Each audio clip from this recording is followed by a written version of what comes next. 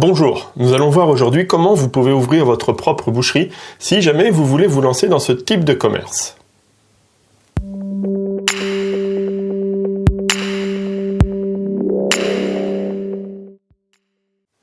Première étape, les compétences. Est-ce que n'importe qui peut ouvrir sa boucherie comme ça du jour au lendemain? La réponse est non. Vous devrez justifier quand même d'un minimum de compétences en décrochant un diplôme. Soit un CAP boucherie, soit un BEP boucherie. Ou alors, si vous n'avez pas de diplôme, à ce moment-là, il faudra prévoir de justifier d'une expérience minimum de 3 ans en tant qu'indépendant, dirigeant d'entreprise ou boucher salarié. Voilà, ça c'est les prérequis de base pour pouvoir ouvrir un commerce de boucherie. Ensuite, deuxième étape, c'est l'étude de marché. L'étude de marché est importante pour collecter tout un tas d'informations qui pourront vous être utiles pour bien démarrer. Vous pourrez vous faire une idée plus précise de votre future boucherie, comme sa taille, sa forme, vous faire une idée de la concurrence, des tendances, etc. Il faudra étudier, avec cette étude de marché, la zone d'implémentation de votre futur local pour savoir par exemple que la clientèle que vous visez existe bel et bien, que les clients seront assez nombreux, que le commerce est assez visible, etc. Vous pourrez connaître aussi les attentes de vos futurs clients en termes de produits et en termes de services, les prix que vous pourrez pratiquer, et donc, avec tout ça, calculer votre rentabilité. L'étude de marché est très importante pour savoir où on va et pour limiter au maximum les risques. Ensuite, il faudra réfléchir au statut juridique de votre future boucherie. Car suivant le statut juridique que vous allez choisir, cela aura une incidence sur plein de choses, comme par exemple la fiscalité avec les impôts, le régime social, vos responsabilités et la gouvernance, c'est-à-dire les prises de décision dans l'entreprise. Comme statut, vous avez la SARL, la société à responsabilité limitée. Elle est composée de 2 associés au minimum. Il faut savoir que l'entreprise créée est une personne morale et qu'en cas de faillite, seul le montant du capital de la SARL peut être réclamé. L'EURL, c'est l'entreprise unipersonnelle à responsabilité limitée. C'est pareil que la SARL, sauf qu'elle ne comporte qu'un seul associé unique. La SAS, la SAS, la société par action simplifiée, et la SASU, la société par action simplifiée unipersonnelle. Dans ce cas-là, les associés ne sont responsables qu'à hauteur de leur rapport. Et enfin, le régime de micro-entrepreneur. Là, il s'agit d'une entreprise individuelle qui est immatriculée au répertoire des métiers ou au registre du commerce et des sociétés. Le régime de micro-entrepreneur est un régime réputé pour être très simple et vous payez les impôts qu'une fois le chiffre d'affaires réalisé. Par contre, vous avez en contrepartie des plafonds de chiffre d'affaires limités. Certainement la partie la moins sexy du projet, mais vous devrez quand même la faire, c'est la partie des démarches et des déclarations obligatoires pour être dans les règles. Alors, qu'est-ce que vous devrez faire pour ça? La première chose à faire, c'est d'enregistrer votre établissement au répertoire du commerce et des sociétés. Ensuite, vous devrez vous faire connaître de votre CFE, c'est-à-dire du Centre de formalité des entreprises. C'est une étape nécessaire pour la création de n'importe quelle entreprise. Obtenir un numéro de sirène ou de sirette, une sorte de numéro d'identifiant que vous obtiendrez une fois que vous avez fait les démarches légales qu'on a vues juste avant. Conservez bien ces numéros, vous en aurez besoin très souvent, surtout au début. Enfin, vous devrez publier ce que l'on appelle une annonce légale. Il s'agit de la publication d'une annonce légale pour officialiser légalement l'ouverture de votre commerce. C'est une étape obligatoire pour n'importe quelle société et elle se fait via le JAL, le JAL, le journal d'annonce légale lié à votre département. On va parler maintenant argent. Combien ça coûte d'ouvrir une boucherie? Il faudra prévoir l'achat ou la location d'un bail commercial, l'achat du matériel, la chambre froide, la caisse enregistreuse et tous les frais administratifs qui sont demandés. Au final, on compte environ à peu près une somme de 55 000 € pour financer l'ouverture d'une boucherie.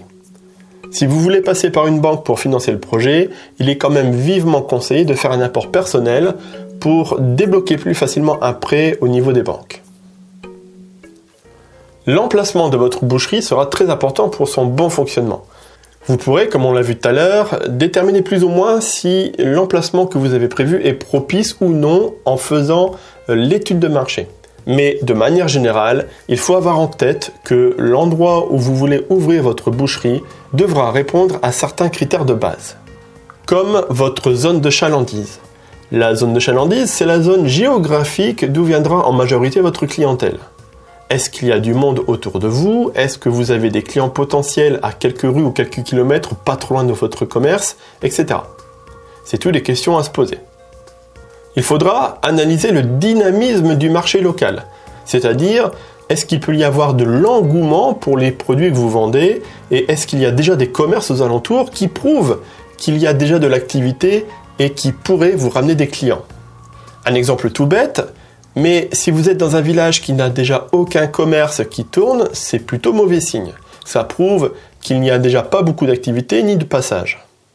Et puis si toute la population du village est majoritairement des personnes âgées, c'est tout bête, mais je ne pense pas que ce soit vos meilleurs clients. Ils ne vont pas souvent vous acheter de la viande, par exemple. Ensuite, de façon générale, il est préférable de vous situer dans une rue passante ou en centre-ville, par exemple, là où il y a énormément de passages. Ça vous octroie un avantage certain. Plus vous êtes visible là où il y a du monde, mieux ça sera pour vous, ne l'oubliez pas. Un petit plus, c'est de pouvoir se garer facilement. Disposer d'un parking ou avoir de la place pour que les clients se garent, c'est quand même mieux. Les clients vont aimer ça et ça sera beaucoup plus facile et beaucoup moins contraignant pour eux de venir chez vous s'ils n'ont aucun problème pour s'arrêter et pour se garer. La proximité des transports en commun est aussi un plus. Une chose importante à prendre en compte quand vous allez ouvrir votre première boucherie, ça sera son concept. Des fois, on n'y pense pas assez, et pourtant c'est quelque chose d'important à ne pas négliger. Le concept de votre boucherie, c'est ce qui va faire votre différence. C'est ce qui va vous différencier de la concurrence. Ce pourquoi les clients vont aimer plutôt aller chez vous que chez le concurrent d'en face. Chez les bouchers, en règle générale, la tendance est au positionnement haut de gamme pour trancher avec les grandes surfaces. Par exemple, la qualité de l'établissement, votre communication avec les clients et avec l'accent plutôt mis sur l'accueil et les conseils. Il faudra réfléchir, vous, à votre concept à vous. Est-ce que ça va être par rapport à votre catalogue de produits très variés, comme des produits originaux, des spécialités locales? Est-ce que c'est la qualité exceptionnelle de la viande que vous allez proposer? Est-ce que c'est le prix, en proposant des prix les plus attractifs de la région? Est-ce que c'est le fait que vous allez proposer un service traiteur, par exemple? Bref, peu importe, l'important, c'est de proposer à vos clients un concept original, nouveau et puissant afin de vous démarquer de la concurrence. Une dernière chose pour démarrer votre boucherie de la meilleure façon qui soit, c'est de vous lancer sur Internet. Internet aujourd'hui, c'est incontournable pour n'importe quel commerce qui souhaite réussir. Car non seulement Internet vous aidera à démarrer fort et rapidement en vous aidant à trouver tout de suite vos premiers clients, mais il vous permettra aussi de toujours avoir un flux de clients constant sur la durée. Le trafic client, c'est ce qu'il y a de plus important dans un commerce, et encore plus dans un commerce qui démarre, car il faut rapidement rentrer dans ses frais et faire du chiffre d'affaires le plus rapidement possible. Ce n'est pas forcément évident quand on débute, mais aujourd'hui, avec la puissance d'Internet et des réseaux sociaux, ça n'a jamais été aussi facile de faire de la publicité pour son commerce. C'est vraiment l'outil idéal pour se développer rapidement et gagner ses premiers clients quand on commence. Et au plus tôt vous vous décidez à mettre votre boucherie sur Internet, au plus tôt vous aurez des résultats conséquents. Donc je vous conseille de ne pas perdre de temps et de vous intéresser à votre développement sur Internet dès que vous êtes décidé à lancer votre entreprise de boucherie.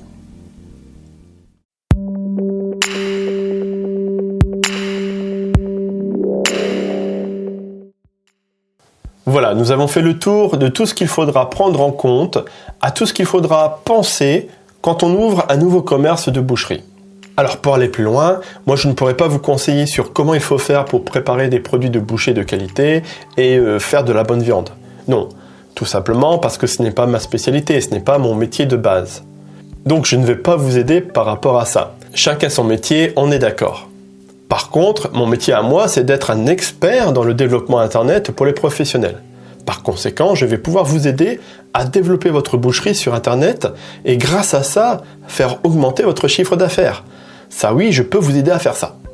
Par exemple, j'ai accompagné énormément de professionnels à générer du trafic client, à devenir numéro 1 sur les moteurs de recherche, à développer leurs réseaux sociaux, à mieux communiquer et à mieux vendre grâce à Internet. Et si vous aussi vous voulez faire pareil que ces professionnels-là qui ont réussi, je mets à disposition des programmes de formation qui sont accessibles même aux petits commerces qui débutent. Normalement, j'intervenais dans les grandes entreprises pour faire ça, mais grâce au Covid, j'ai pu développer des programmes de formation à distance et des programmes beaucoup plus accessibles financièrement pour que même les petites entreprises puissent en bénéficier. Bref, si ça vous intéresse, je vous mets le lien juste en dessous de la vidéo. En plus de ça, en ce moment, je vous envoie gratuitement 5 conseils et astuces pour booster votre commerce sur Internet. Et pour ça, il suffit juste de vous inscrire avec le lien qui se trouve aussi en bas de la vidéo. Je vous enverrai tout ça par email. C'est pas trop mal quand on veut commencer et pour vous faire une idée des grandes étapes qu'il faut absolument ne pas louper quand on veut lancer son commerce sur Internet. Voilà, il ne me reste plus maintenant qu'à vous souhaiter une très bonne journée et je vous dis à très bientôt. Bye.